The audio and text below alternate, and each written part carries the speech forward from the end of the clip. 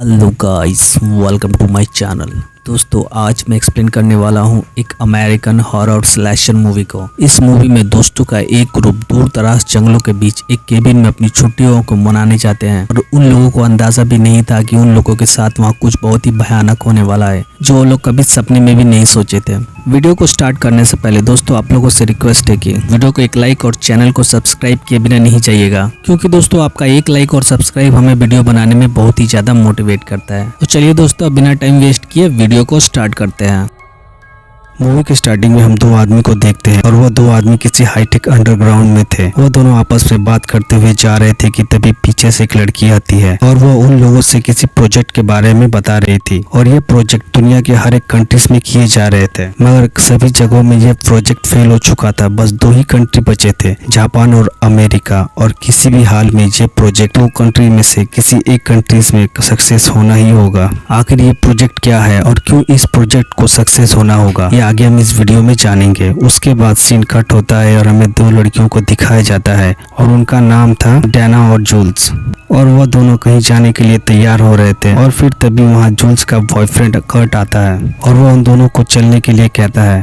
और फिर हम वहाँ कर्ट के दो दोस्तों को देखते हैं और उनका नाम था मार्टी और होल्डन। ये सभी कर्ट के कजन के केबिन में जाने वाले थे, जो हाल ही में उसके कजन ने खरीदा था, और ये केबिन बकनम नाम के एक फॉरेस्ट के अंदर था। उसके बाद वे सभी वैन में बैठकर उस केबिन की तरफ निकल जाते हैं। उनके जाते ही हम एक आदमी को देखते हैं जो उन लोगों पर नजर रखे हुए था, और उन लोगों के जाते ही वह किसी को बताता है कि वह पांचों यहाँ से निकल चुके हैं। रास्ते में वो लोग एक गैस स्टेशन पर रुकते हैं और फिर वहाँ उस गैस स्टेशन का ओनर आता है, जो देखने में काफी अजीब था और उसके बात करने का तरीका उससे भी अजीब था, जिसके कारण वो लोग बिना फ्यूल भरवाए ही वहाँ से चला जाता है। उसके बाद हम एक बर्ड को देखते हैं जो उड़ते हुए एक इनविजिबल वॉल से टकराकर मारा जाता है। और दोस्तों, ये देखकर आप लोग समझ जाओ कि ये कोई रेगुलर मूवी नहीं होने वाली। उसके बाद वे सभी उस केबिन तक पहुंच जाते हैं और फिर वे सभी अपने अपने रूम के अंदर चले जाते हैं, जहाँ होल्डन अपने कमरे में एक पेंटिंग को देखता है जो देखने में काफी क्रीपी था। वो उस पेंटिंग को वहाँ से हटाता है तो वहाँ वो एक ट्रांसपेरेंट मिरर को देखता है और उस ट्रांसपेरेंट मिरर के पास उसे डाना दिखाई देती है,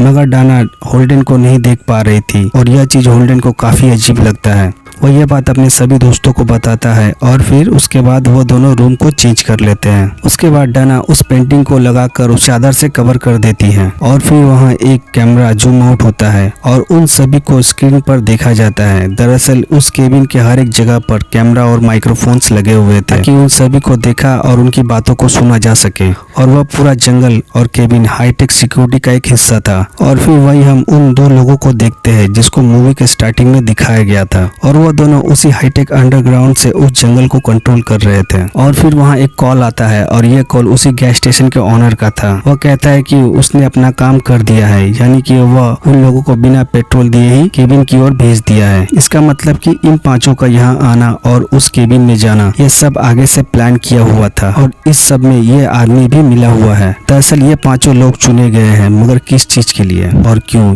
ये हमें आगे पता चलेगा। उसके बाद उस अंडरग्राउंड के सभी लोग एक दूसरे के साथ बेट लगाते हैं कौन सा मॉन्स्टर उन पांचों को मारेगा। उसके बाद हम सभी दोस्तों को देखते हैं जो एक साथ मिलकर गेम खेल रहे थे, और तभी अचानक से ही बेसमेंट जाने वाली डोर अपने आप ही खुल जाती है। और दोस्तों, अब यहाँ से स्टार्ट हो चुका है इन पांचों का डेथ काउंटडाउन।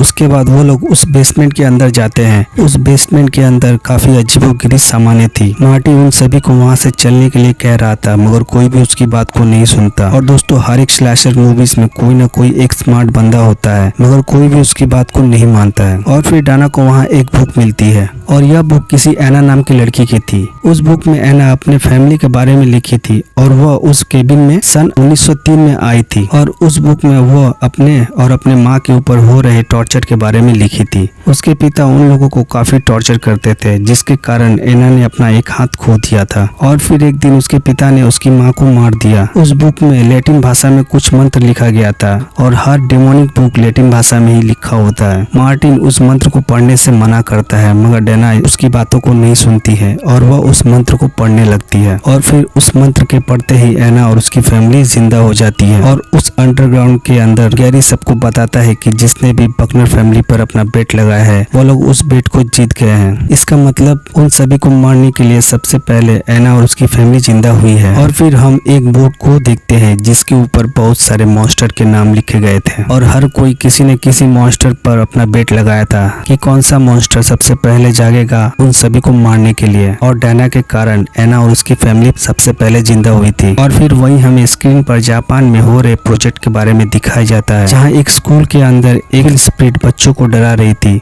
उसके बाद कर्ट जूल्स को लेकर जंगल में घूमने जाता है मगर उन दोनों को अंदाजा भी नहीं था कि उस जंगल में क्या चल रहा है। कर्ट जंगल में जूल्स के साथ जब इंटीमेट होने की कोशिश करता है तो जूल्स उसे मना करती है और यह सब अंडरग्राउंड के लोग मॉनिटर पर देख रहे थे। जूल्स के मना करने के कारण वह लोग वहाँ फेरोमोन्स गैस को छोड़ देते हैं और उस गैस को स्मेल करते ही वह दोनों एक दूसरे के साथ इंटीमेट होते हैं। और तभी एक ज़ॉम्बी जूल्स के हाथ में चाकू घुसा देता है और फिर वहाँ और भी ज़ॉम्बीज आ जाते हैं और वह सभी जूल्स को पकड़कर उसका गला काट देते हैं। कर्ट अपनी जान बचाकर वहाँ से केबिन की तरफ भागता है और फिर उस अंडरग्राउंड के लोग एक लीवर को खींचते हैं जिससे जूल्स का ब्लड एक आउटलाइन के अंदर फिल हो जाता है। दूसरी तरफ मार्टी को कर्ट और जूल्स की चिंता हो रही थी जिसके कारण वो उन दोनों को ढूंढने के लिए जंगल की तरफ जाने लगता है। और फिर वहाँ कर्ट आता है और वह मार्टी को केबिन के अंदर ले जाता है और फिर वहीं हम एना के ज़ॉम्बी को देखते हैं जो देखने में बहुत ही भयानक था। अंदर जाके कर्ट उन सभी को वहाँ से भागने के लिए कहता है जिस पर डायना जूल्स के बारे में पूछती है पर कर्ट कहता है कि वो मारी गई है। और तभी वहाँ एक ज़ॉम्बी आ जाता है और उसके हाथ में जूल्स का कटा हुआ सर था। वह उस सर को डायना की तरफ फेंक देता है। जूल्स के कटे हुए सर को देखकर डायना की रूह कांप जाती है। वो शैतान केबिन के अंदर घुसने की कोशिश कर रहा था मगर वो लोग किसी तरह उस दरवाजे को बंद कर देते हैं। उसके बाद कर्ट उन सभी को साथ रहने के लिए कहता है और उस केबिन के सभी विंडोज और दरवाजे को सील करने के लिए कहता है मगर वहां लगे कैमरा और माइक की वजह से कर्ट के इस बात को हेनरी सुन लेता है।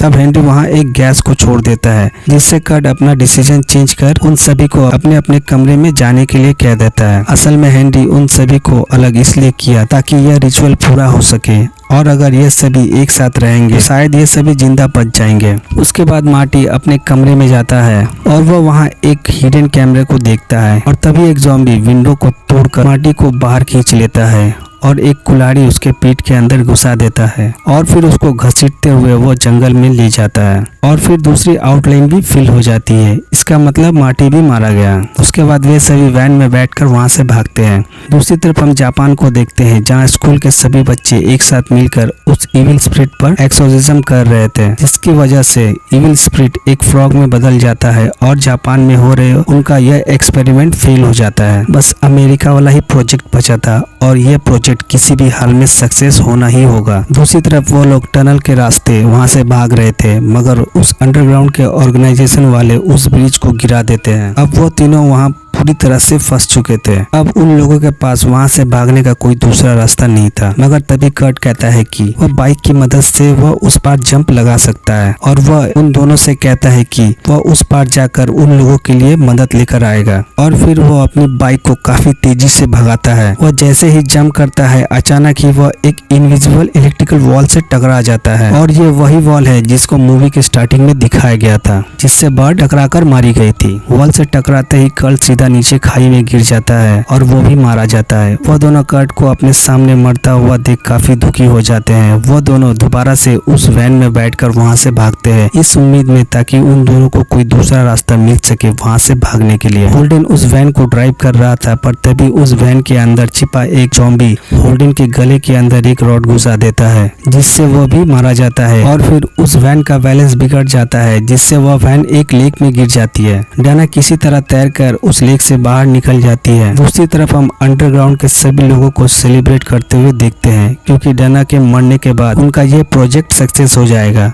और तभी वहाँ किसी का कॉल आता है और यह कॉल उस ऑर्गेनाइजेशन के डायरेक्टर का था जो कि एक लेडी थी। वो बताती है कि डायना के अलावा भी कोई जिंदा है। और उसके बाद हम मार्टी को देखते हैं जो अभी भी जिंदा था। वो किसी तरह उस ज़ॉम्बी से बच गया था। वह डायना को अपने साथ उस केबिन के अंदर ले आता है और डायना को अंडरग्राउंड एलिवेटर दिखाता है और यह अंडरग्राउंड का रास्ता उस फैसिलिटी के अंदर जा रहा था जहाँ से ये सभी लोग उस जंगल को कंट्रोल कर रहे थे।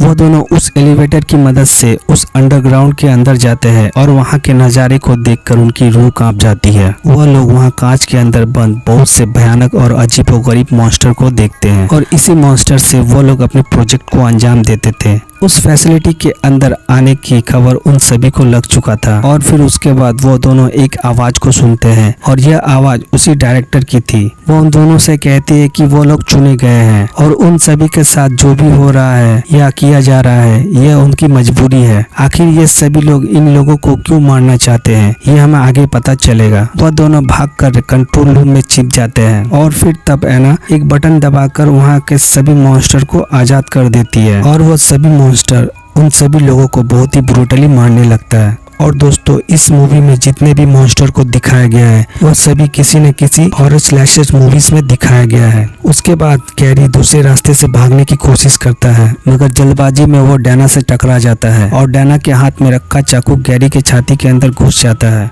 गैरी मरने से पहले डैना को कहता है कि वो मार्टी को मार दे वरना सब खत्म हो जाएगा। उसके बाद डैना और मार्टी आगे बढ़ते हुए एक जगह पहुँचते हैं और वहाँ दीवार पर इंसानों की तरह दिखने वाले 5 आउटलाइन को देखते हैं और तभी वहाँ उस ऑर्गेनाइजेशन की डायरेक्टर आती है और उन दोनों से कहती है कि जो भी तुम लोगों के साथ हो रहा है यह एक तरह का रिचुअल है और यह कल्चर हजारों सालों से चलता आ रहा है और हर साल इस रिचुअल में 5 लोगों की बलि दी जाती है और अगर ऐसा नहीं हुआ तो धरती के अंदर रहने वाले एंशिएंट गॉड्स धरती पर आकर पूरी ह्यूमैनिटी को खत्म कर देंगे। असल में दीवार पर ह्यूमन आउटलाइन इन सभी को रिप्रेजेंट करता है। इस सेक्रीफाइस में सबसे पहले वुड को मरना था और इस कैरेक्टर को जूल्स रिप्रेजेंट कर रही थी। सेकंड में मरना था एथलेटिक जो कर्ल इस कैरेक्टर को रिप्रेजेंट कर रहा था और फिर थर्ड नंबर पर फूल को मरना था यानी कि बेवकूफ जो मार्टी था। चौथे नंबर पर स्कॉलर था जो होल्डन था और 5वें नंबर पर एक वर्जिन था जो कि डैना थी। यहाँ डैना सेक्रीफाइस ना भी हो तो चलेगा मगर मार्टी का मरना जरूरी है। डायरेक्टर की बात को सुनकर डैना मार्टी पर गन पॉइंट कर देती है पर तभी वहाँ एक वेयरवुल्फ आकर डैना पर हमला कर देता है। मार्टी अपने गन से वेयरवुल्फ को शूट करता है जिससे वो वेयरवुल्फ वहाँ से भाग जाता है।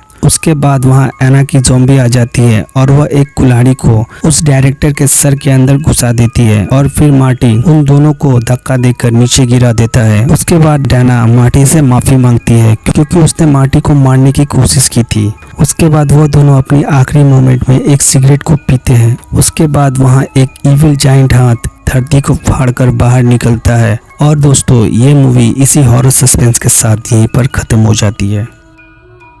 तो दोस्तों ये था cabin in the wood movie का एक्सप्लेनेशन। आई होप आप सभी को अच्छा लगा होगा। अगर अच्छा लगा हो तो वीडियो को एक लाइक और चैनल को सब्सक्राइब करके बेल नोटिफिकेशन को ऑल पर सेट कर लीजिए ताकि मैं नेक्स्ट टाइम कोई भी ऐसी मूवी का एक्सप्लेनेशन लाऊं तो सबसे पहले नोटिफिकेशन आप तक पहुंचे। तो चलिए दोस्तों मिलते हैं ऐसे ही किसी वीडियो में।